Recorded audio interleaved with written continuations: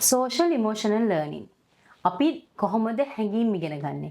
මෙන්න මේ හැඟීම් ගැන හොඳ අවබෝධයක් ගන්න ඉගෙන ගන්න හොඳම මූවි එකක් තමයි Inside Out කියලා කියන්නේ.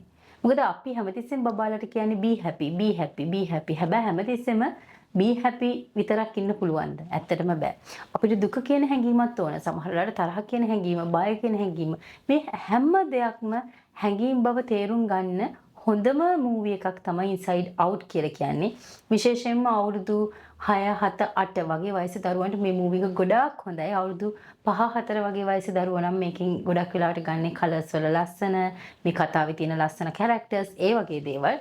නමුත් අවුරුදු 7, 8, 6, 9 වගේ වයසේ දරුවන්ට ලොකු පරාසයක අවබෝධයක් ගන්න පුළුවන්. කොහොමද අපි හැඟීම් ගැන අවබෝධයක් ගන්න, කොහොමද අපි හැඟීම් තේරුම් ගන්න? මේ එන හැම හැඟීමක්ම ප්‍රශ්නයක් නෑ, වලාකුළු වගේ ඇවිල්ලා වෙනස් වෙනවා. අපි කොහොමද වෙනසකට වෙනස් වීම වලට මුහුණ දෙන්නේ? වෙනස් වීම වලදී කඩාවැටීම් වලදී නැවත නැගිටින්නේ කොහොමද හැඟීම් හරහා කියන එක මේ මූවි එකේ පෙන්වන අනිවාර්යයෙන්ම බලන්න. විශේෂයෙන්ම අම්මත් එක්කම තාත්තත් එක්කම මේ මූවි එක බලන්න පුළුවන් නම් ගොඩාක් හොඳයි.